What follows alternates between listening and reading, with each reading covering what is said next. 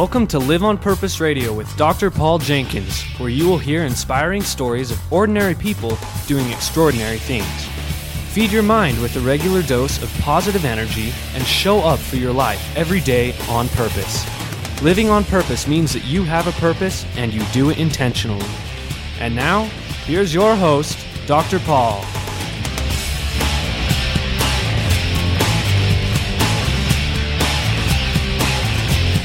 Hello and welcome back to Live on Purpose Radio. This is Dr. Paul, the shrink. To expand your life, we're promoting pathological positivity today at Live on Purpose Radio. I've invited a good friend of mine to join me for some important discussion and conversation. Welcome, Chris Miles. Hey, thanks for having me on, Doctor. I'm thrilled that you're here.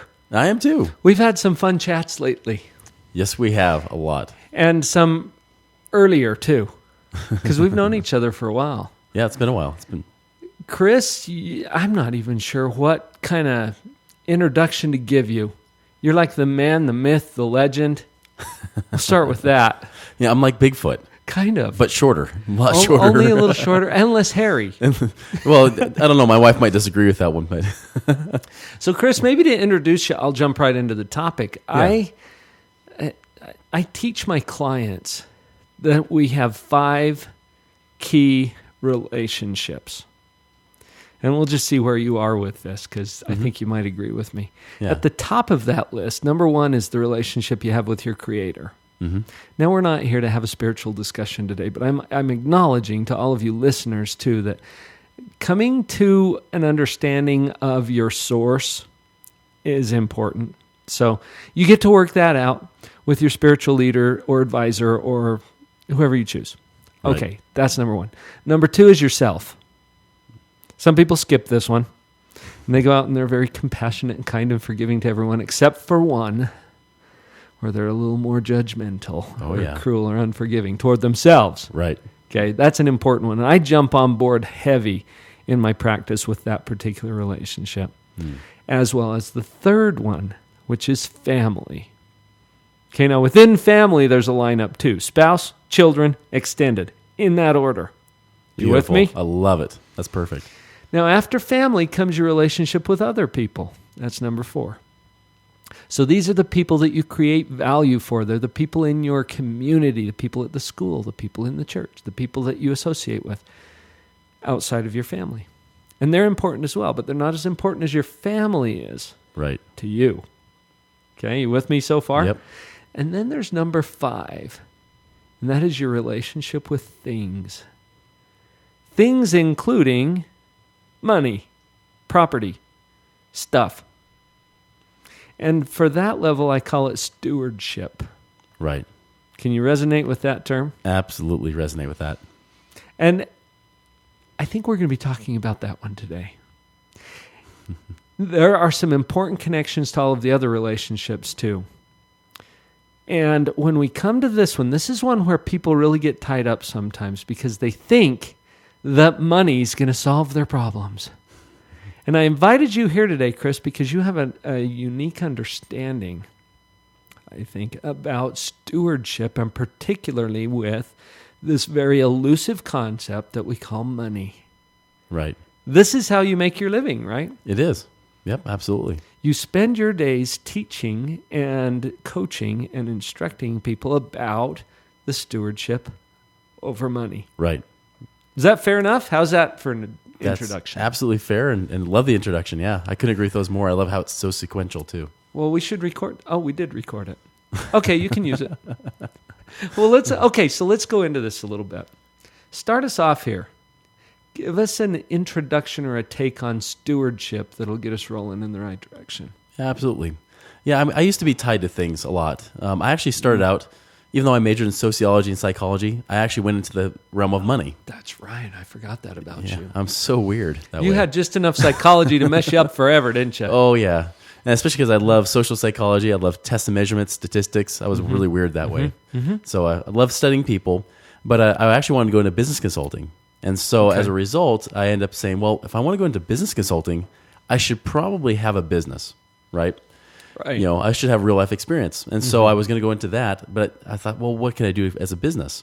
Well, I ended up going to financial advising. Now, I did that for 4 years and realized it didn't work. That's pretty much the summing up. You the 4 mean years. like traditional financial advising? thinking around financial advising? Because it is all surrounded around stuff. There's not a lot of talk of stewardship, is there? It's all about it's all about the values in things, not in people. It's not even in you. It's they try to put your life into a calculator, and the only reason I know this is because I was guilty of it. I did it completely through and through. Well, it's almost like an idea that stuff has value, right? As opposed to people value stuff, right? They fail to realize that people came first, money comes second. You are the creator of money. Money would never exist if you were not here, right? That's right. And so, but it's usually flip-flopped, isn't it? All of a sudden, our lives rotate around money. Money becomes more important than people a lot of times, or stuff becomes more important than people. Yeah, and the way we treat each other a lot of times reflects that, and how we spend our time, right? Yeah, that's really true. So that's where that's where I realized that for me personally, I became attached to stuff. I thought I'd be the guy that would go and retire and be the one that by 40 years old save up a couple $1 million and then retire for good and be set, right? But I had a friend. His name was Doug, and him and I got in this little argument about what's better, stocks or real estate. You know, he was doing some real estate investing, and finally he stopped me. He said, "Chris, what principles do you actually teach your clients?" I said, "Well, what do you mean by principles?" He said, "There's your problem." I'm thinking, "What do you mean, Rule of 72, compound interest?" He's like, "No, that's not it. Not even close. No. Not even close." And he said, "All right, Chris. Well, how about this question? How many of your clients are truly financially free, where they're not worrying about money?" Right. And I said, "Well, I've got a few physicians. None." Because even if they have a lot of money, they don't feel like they have a lot, right? There's still fear around it. Even if the net worth is way up there. Exactly. Yep. They're still watching CNN, the communist news network, wondering if they're going to lose money. And then he said, "All right, well, good job, Chris. Way to make these people financially free." And he says, "Well, if anybody's got it figured out, it should be you, right? Because if anybody's got it figured out, it's you as financial advisors and planners. So how many of you are financially free, not off the commissions you're making by selling the stuff that hasn't worked, but actually based on applying those things, actually using this?" And I said, none, maybe one. And I realized that one wasn't either when he got fired. He was right back to looking for work again. Right. He says, "There's your problem." And from those ensuing conversations, I started to realize, like, wait, there are some principles at play here. And so I actually left that industry. This is back in 2006. Left that and was able to retire a few months later in my business, which was awesome. I didn't have to save a lot of money. This I didn't word have a lot. retirement is an interesting thing. Oh, isn't it? Yeah. And I don't know if we're going to get into that whole conversation today. That little rabbit hole. Yeah. But what you're talking about is freedom. Yes. It was cash flow. Right. Yeah. I had cash flow coming in from my business where I was working a few hours a week. It was kind of like the whole Tim Ferriss 4-hour work week. For me, it was more like 2 a week. But I was able to get business things in place, people in place. They were able to help me and my business create value for other people. And I was able to have more than enough income coming in to take care of my expenses. And that was awesome. Yeah. Until I ruined my stewardship. And I'll get into that here too. There's more to that story. Oh, and there's more. There's something that you mentioned, and we kind of glossed over it, but I think we're going to come back to this as well. Yeah. You mentioned principles. Okay, and there's a huge difference between principle and technique. Yes. Or strategy, or what was the other word that you used for that? Strategies. Strategy. Yeah. Okay, so the principles are a more fundamental concept that, when understood, will guide the strategies. Right. You miss the principles, you can absolutely tank on the strategies. Right. Yeah, you can drive a race car, but if you don't know how to drive like Al Unser Jr., you're gonna die, right? you're not gonna use it to its full advantage. It's not necessarily a good idea to give yourself more power, right? If you don't know how to manage the power. Yeah, just watch Tim Allen in Home Improvement, right? Got it. Yeah, that's exactly it, and that's why stewardship is such an important principle. Well, let's so fundamental principles. Where do we start? A great place to start is checking to see where your mind is. When you think about money, what emotions come up, right? And I'm sure you see this all the time with your patients. Oh, yeah. Just like I see with my clients, too. There's so much that comes up emotionally with money. A lot of times things that we've learned from our parents, things we've learned through experience. You know, and I'll tell you, I mean, I've had the great ups, I've had the downs. I mean, I had a situation where I was almost $1 million in debt and in the hole by $15,000 a month. That was not fun for me, not fun for my wife or our marriage. That doesn't look like freedom. No, it or wasn't. Happiness. But that's the cool thing is that, you know, just like coal, when it's, you know, my everything I touched turned to gold, now all of a sudden turned to coal. But the great thing about coal is that when it's under immense pressure, it can become a diamond. And that's kind of what happened in that situation is that it got better. Like I started to learn those tools. I learned about that stewardship more intimately. It's almost like you had to. Yeah, by force. Prosper or perish. Exactly.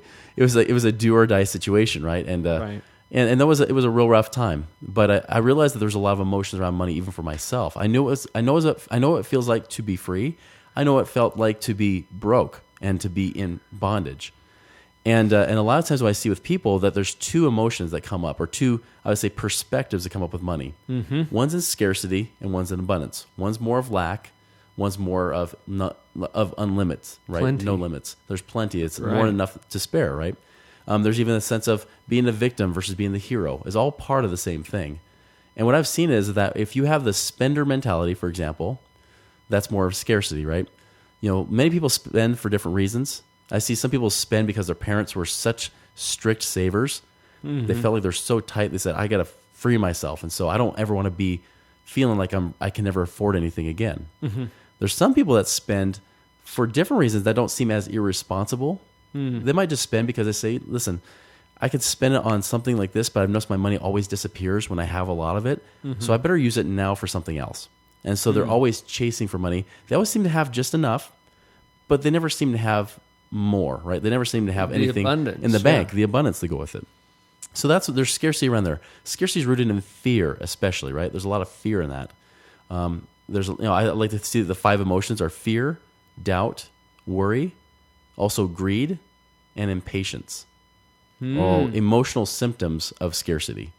So okay, interesting. So you're saying if we check ourselves and what feelings are triggered when we start to think about or talk about or discuss money, right, those feelings will give us an indicator that we might be in scarcity. Yeah, and you never want to make a decision in scarcity because scarcity drives away money. It makes it worse. So, whoa, Chris. I can almost anticipate what people might be thinking here. Because if I have no money, then the scarcity is real. And that's what's causing my feelings. Well, you teach this concept great. I mean, that's where you're teaching my event next week about, right? That's right. Is that perspective. Okay, so the real story is there is no money there, right? At least nothing you see in the account. That's the fact.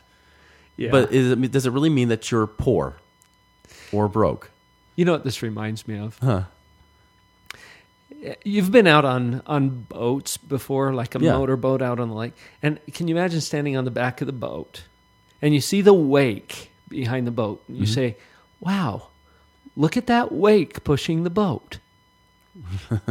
The wake's not pushing the boat. The boat created the wake. The wake's there because the boat came through. Right.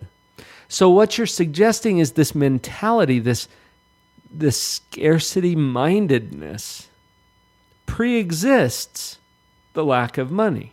Right. Did I get that right? Absolutely. But we get it backwards sometimes, and we say that the wake's pushing the boat. Look, Right. I feel scarcity because I don't have any money. I'm the victim of the circumstance, not the other way around. Where it's right? more likely that I don't have money because I'm in scarcity. Right. As a mindset, as a paradigm. Right. There's always a lag effect for what you do to create it. And what I've seen, a lot of times people lack the faith or the persistence to see the fruit of that perspective, of that abundance paradigm, right? Kind of like planting a seed and saying, oh, crap, it didn't grow. Yeah. Oh, well. It's like if you ever seen the movie Faith Like Potatoes. I love the example they use there where the potatoes, if you dig them up too early, you kill it. So you have to almost have faith in hoping that it's actually growing underneath the surface. Let's rip it up and see how it's doing. Yeah, let's rip it up prematurely. And then you're like, oh, well, I just killed it. Got it. Yeah, and many people do that. They self-sabotage so often.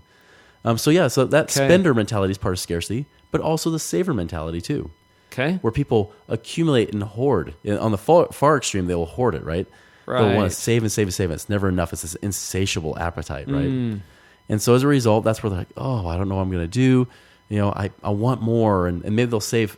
I've seen people, I had a guy where he saved $500,000 and we said, we could take away, we could take 100,000 of that, pay off the debt, free up $50,000 a year. From debt service. From debt service. $50,000 a year from just $100,000.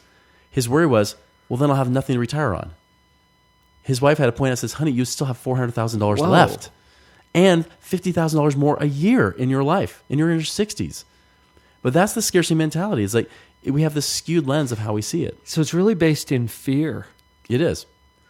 Absolutely. Even the greed and impatience that seems like optimism is actually fear-based as well. Because you think, well, I got to get this opportunity because what if it's the last one? And we've seen a lot of people do that. Yeah, it's like we got to get in now because what if I miss the market kind of drives that too. Oh, advertisers, fear and greed. Create scarcity. Yeah, it's all about scarcity. Oh, wow. So that's where we start. Mm-hmm. We'll get to stewardship afterward, but yeah. Yeah, well, we absolutely need somewhere to go from there. Yep. But so let's underscore the fact that it starts with a mindset, right? A pattern of thinking, scarcity or abundance, and if you're in scarcity, you're going to be stuck there for a while. That's right. Oh boy. Okay, we'll be right back. And live in a nice big house with sunny with a pool, then I'll be cool. I'll always have a gig, cause I'll be big. I'll have parties with friends, places to go. The only problem. This is Kirk Weasler to tell you about morebetterbooks.com. Morebetterbooks.com is where you can find more better books for a more better life. Not only that, let me tell you about some of the very fun and cool select titles on morebetterbooks.com. You'll want to get a copy of The Dog Poop Initiative. This best-smelling book could change your life forever. It certainly changed the lives of thousands of Boeing employees, as well as school teachers, parents, leaders across the United States and in Israel and in Germany. And you can get your own copy at morebetterbooks.com. Whoa, that's not all. What about The Cookie Thief? This classic tale told in a rhyming format, fully illustrated with very fun hidden messages. Pick up a copy now today on morebetterbooks.com. Other great titles there: Finding Your Pathway to Mastery, Beyond Illusions, Make It Great. These titles are only available on morebetterbooks.com. Go to morebetterbooks.com today and begin to have a more better life and live that life on purpose.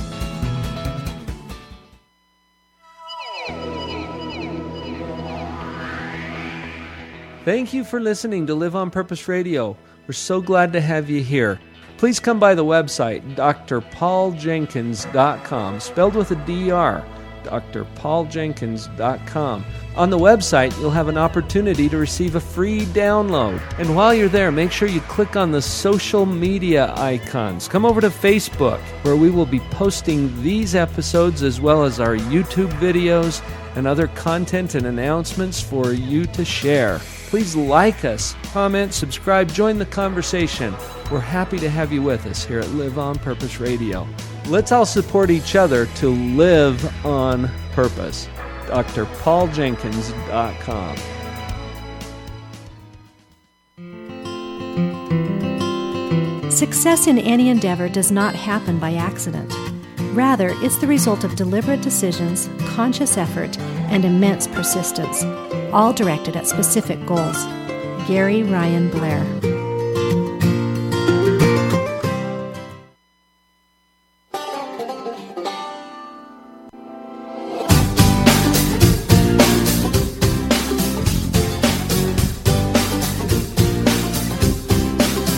Okay, halfway through.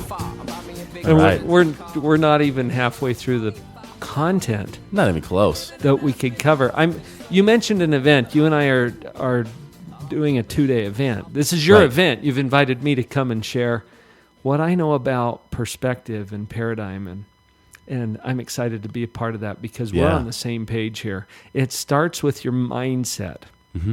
And before the break, you introduced to us that there's scarcity and there's abundance. Right. And you can tell when you're in scarcity when you start to feel the fear, or when you notice greed or urgency, or you didn't say urgency, but I translated part of it it. that Yep. way in my mind. Yep. Impatience. What were some of the others that you mentioned? Greed. Well, that's kind of where the urgency came Right. in. But yeah, all those. Okay, so and fear. Mm-hmm. All right, that's one of the big ones right there. Yep. And I think we get to live in fear or faith. Right. We're going to choose one of those. And then stemming from that are some personality approaches to money. You mentioned spending. Right. You mentioned saving. Right. Both of which, the way you described them, are manifestations of this scarcity mentality. Right. So, what can we do about this, and what's the alternative? Where do we go from there? Yeah.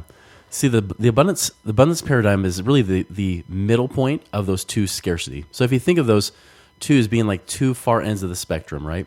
You have spender on one side, Like saver a on the other. pendulum, Like a kinda. pendulum, exactly. Okay. In the middle, right there is where the abundance is, and that's what I call stewardship. So you have spender, saver, and then steward. Stewardship. So this is the middle ground. This is what we're shooting for as a healthy place. This is the dharma, right? This is the middle Got ground. it. Okay. Yeah, because you got to have, the great thing is no matter where you are on the spectrum, you take the best of whichever area you are. If you're more the spender, the best part of the spender is that they're willing to use money as stewards if they're in the right mindset, right? On the saver Right. side, they're willing to be wise with the money. They're not willing just to blow it, which is good too. If you could So put these those two aren't together, evil thoughts. It's just that we're taking it to an extreme if we're in Right. scarcity. Exactly. Okay. Exactly. So anybody can be a steward. You just take the best of what you are, put it together. And if you are that hoarder, for example, if you're the person that's on the saver side, the thing you need to work on is, okay, how can I be willing to let it go and use Right. it to create more as a steward, right? And this person that's spenders, okay, how can I be willing to not let it blow or let it go away, right? Waste it. And waste it. Yeah, exactly. And if you've ever heard the parable of the talents in the Bible, right? Oh, yeah. The parable Sure. of the talents. So there's the three servants. One of them's given 1 coin or 1 talent. One's given 2, and the other's given 5. And Right. what happens is after a certain period of time, there's a time of reckoning. They come back to report what they did with that money. And when they came back to report, and of course I'm paraphrasing. This is the slightly non-Eubonics version of the Bible, right? Got it. I'm not going to say ye or yay. And as they're going through it, like the one that comes back with 5 comes back with 5 more. And of course the master says, "Hey, well done, thou good and faithful servant. Nice job. Nice job. I gave you a little bit to be responsible for, and you made a lot. So come here, and I'll give you a ton in my whole kingdom." Yeah. Right? And so he gets rewarded. The one with 2 came back with 2 more and got the same exact reward. Right. Now, the one with 1 was the saver. He was the one that was a hoarder. He was afraid of losing it, so he buried it. Yeah, dug a hole and hid it. He dug a hole. He came back and says, "Hey, here it is. I know you're a hard man. You reap where you don't sow, but here it is. Take it. At least I'm paying you back." At least I didn't lose it. Yeah. Now, if we threw in a spender here, we probably have Al that has 3 talents given to him. He comes back with none, right? Yeah. But in this case, the point is the person that buried it didn't do anything with it. That person was the one that was cast out. That was the one that got in trouble. Right. In fact, the one that had the 1, he came back. The 1 was given to one that made 10. Right. It says, because hey, you're going to make more with it. Here you go. Hey, maybe I can trust this guy. Exactly. And that's the kind of feeling you should have with money is it's not something to be wasted. It's not something to be hoarded because it can rust and canker your soul. I mean, it's something that destroys relationships when you put so much emphasis and value on money, right? I've seen that a lot. Oh, yeah. I mean, it happens all the time. And I've seen a lot of relationships break up because of it. Right. But not to mention the stress and depression and anxiety that people feel over this topic. oh, my goodness, especially if you're a man, Right. whereas if you feel like you're the provider of the home, you're not providing, there's a whole feeling of lack of self-worth that happens. I know I felt it because being in the whole $15,000 a month, and not only that, I was supposed to be teaching people about money, and I was broke. Felt like a big old hypocrite. Absolutely. I thought, oh, who Fraud. am I to teach this, right? I'm a fraud. Yeah, it's a hoax. So, I mean, that was all those strugglings they had to go through. I mean, there's a lot of emotions around it. And so to get to that place, if you can say, you know what, money is meant to be used. It's not meant to be hoarded because, hey, the people that are the best hoarders were Egyptians. They got buried with their money. And how did that work out for them? They didn't. It just got taken by robbers. Yeah. We're born with nothing. We leave with nothing. Everything in between is stewardship. So how can we be responsible to create more? How can we bless more people's lives with that money? That is the real key with money. That is the purpose of money. And the more people's lives you bless, the more you'll get. I love what you're onto here, Chris, because it also reveals the actual nature of money. Yeah. Why would money ever flow to you? It's because you've created some kind of value for somebody. Exactly. Product, a service, whatever it is. You've blessed someone's life in a way that the money returns to you as a receipt. for Right. the value that you've created. And thinking of money as a receipt really helps me to put it in the right place. Then I focus on the value, not the receipts for the value. Right. And I get focused more on creating more of that value. And in the same way, in expense, money leaves you. Why would money ever leave you? Right. Because you received Exactly. something of value and you gave the money as a receipt for that. Yeah, I call it creators and consumers. People consume. The way they consume is they create so they can consume, right? But creators, they consume so they can create more. Right. A very distinct perspective difference there, right? Exactly. And it's focused on the creation of value. Absolutely. Dollars will always follow the value you create for other people. And I always tell people, like, you hear sometimes as entrepreneurs, you'll hear, do what you love, the money will follow. Right. That's junk. You can't do what you love, the money will follow. It's ridiculous. only partially true. Yeah, it's partially true. It's incomplete. It's do what you love that others love you doing, and then money can follow. Yes. And I say can because you could still be, not have the right disciplines in business. You could be creating all the value in the world. You can give it but lose away. Yeah, you can give it away and or not be able to receive value because you don't feel you're worth that. So you don't accept payments, you don't accept money, and you wonder why you never have any. And you're like, oh, well, I'm just being a good person. No.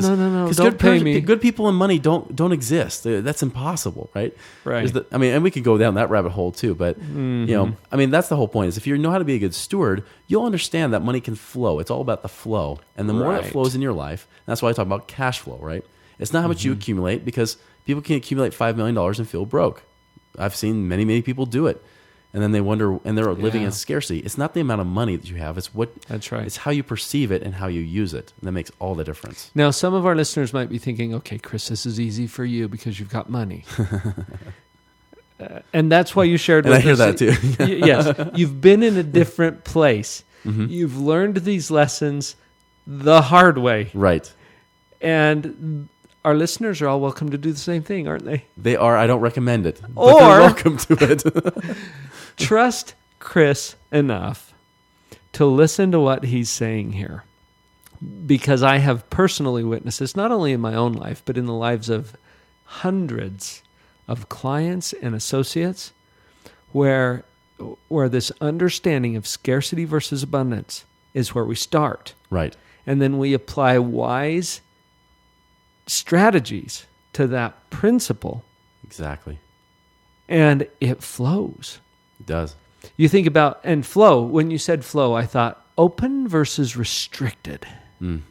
Which one's going to create the most flow? And start with your mind. Is your mind open right now Right. to some new possibilities, to thinking about money in a different way, in a way that creates freedom instead of restriction? Right. And that's what we're talking about here. Exactly. So have you got some tips for us? I do. I was hoping that you did. Oh, I've got tons. Awesome. The first one I would say is, and this is the one I always say is the basic foundation, especially if you're trying to be a better steward, is you got to know your numbers. You got to track your money. So if those of you that are entrepreneurs, if you have a business, use QuickBooks, things like that, track your money in your business.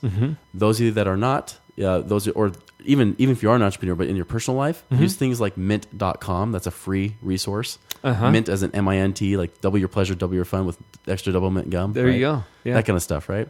Mint.com is great because it's an easy. I don't like having to track my money on paper and check registers like the old methods were. Like you have to keep it all in a little book and every little. So we got debit. technology, use it. Got technology, and they do it for you. I mean, I spend maybe 4 to 5 minutes a week because I update my numbers weekly, and I recommend people do the same. Is what came in, what goes out. And you could update those numbers in a matter of a minute or so. But then looking at it, actively looking at what's going on, what do you have to expect, what's going to go out, what's going to come in, and really be able to plan. And this is especially a big bonus if you do this with your spouse. I really recommend spouses do this once per week. Pick 15 to 30 minutes a week. It could be a morning, evening, lunchtime, weekend, Sunday, whatever it might be. Like pick a time where you two can get on the same page. And the key thing is not letting those scarcity emotions take over. Don't accuse. Okay. Don't hurt each other. But really look at it from a standpoint of, right, this is where we are. Forget the past. We can learn from that. But right now, where we are, how can we move forward together? What can we do? And some of those couples I get, sometimes they're really emotional about it, right? Oh, yeah. And some of them just cannot do it. And well, they can, but they have a hard time with it. They can. They'll have to change their mind. They do. So a lot of times I'll have them try an exercise where I'm like, well, pretend this is like your kids, or like if they're older, married kids, or maybe it's another couple or a friend or a family member that you know, pretend you're looking at their money and saying, well, what would we recommend for our friends? So separate your emotions, at least at first. This is not a good long-term strategy, but at least to get in the habit of not getting too overly worked up. Well, what you're saying is spot on, Chris, because as a psychologist, I know that our fight or flight response, it's a natural defense mechanism that our mind has to threat. And if you see money as a threat, either to your current happiness or to your future happiness, you will naturally enter a fight or flight reaction. Right. You'll have that reaction.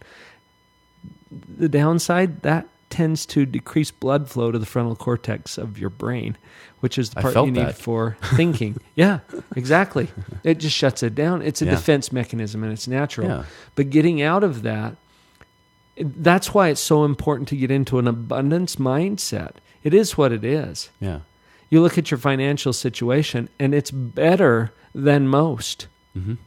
I can confidently say that about all of our listeners. Absolutely. It's better than most. Now, could it be better than it is? Sure.